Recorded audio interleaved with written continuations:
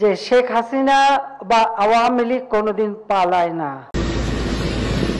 এই বাংলাদেশের সম্পদ বেচে ক্ষমতায় আসতে হবে, শেখ মুজিবের মেয়ে কখনো সেটা চায় না। বাপ ভাই পরিবার নাই কোনো ছবিতে, ট্রাম্প কাকু আছে তাই ভালোবাসার নবীতে।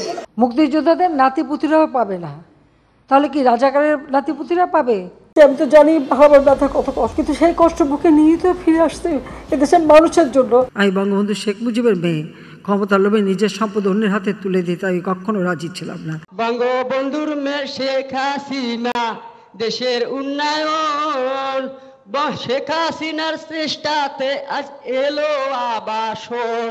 যারা একটু আঘাত করলো, এই মেট্রো রেল এভাবে ভাঙচুর করলো, যারা যে প্রায় 2 লক্ষ 2.5 লক্ষ মানুষ চলাচল করতেন খুব অল্প সময়ের মধ্যে, আমি নিন্দা করার ভাষা পাচ্ছি না।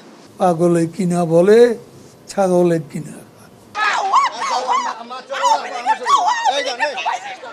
আমরা ফুদিলে 5 মিনিটে ক্যাম্পাসে দাঁড়ানোর কারো সামর্থ্য নাই। এই ঢাকা 10 আসনের 2 কন্যা হিসাবে মাননীয় প্রধানমন্ত্রী শেখ হাসিনা এবং ছোট আপা শেখ রেহানা, আপনাদের দুজনের দায়িত্ব আমার।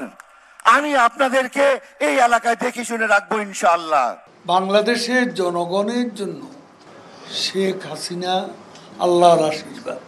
আমাদের আজ শেখ হাসিনার মতো ইমানদার নেতা আছে। ওবায়দুল কাদের সাহেব 3টা ডিগবাজি দিয়ে অনর্গল মিথ্যা কথা বলে যাবেন। বিএনপিকে পেলেই কিন্তু বলবেন বৌদের শাড়ির কথা আর মশলার কথা।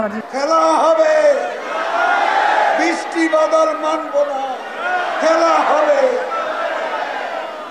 আপনার আওয়ামী লীগ ভাঙা কলসি, তাই আপনাদের আওয়াজ বেশি হচ্ছে। যতদিন এ বাংলায় পদ্মা সেতু থাকবে পদ্মা নদীর উপর, ততদিন শেখ হাসিনার নামও উচ্চারিত হবে সগৌরবে।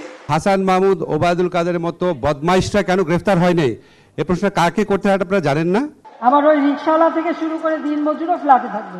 ও শাস্তি দেওয়া উচিত ছিল। ও এখন বাইরের দেশ থেকে গুটি চালবে, আর এবার প্রত্যেকটা গুটি হচ্ছে 6 উঠবে। আমার সন্তানরা রক্তাক্ত হয়েছে, তাদের সাথে সংহতি জানিয়ে আমি লাল পড়েছি। আব্বা যদি দেখতেন তাহলে নিশ্চয়ই খুশি হতেন, নিশ্চয়ই ব্যস্ত থেকে তিনি দেখেছেন। আমার খুব দুঃখ লাগে কালকে যখন শুনি রোকেয়া হলে ছাত্রীরাও বলে তারা রাজাকার।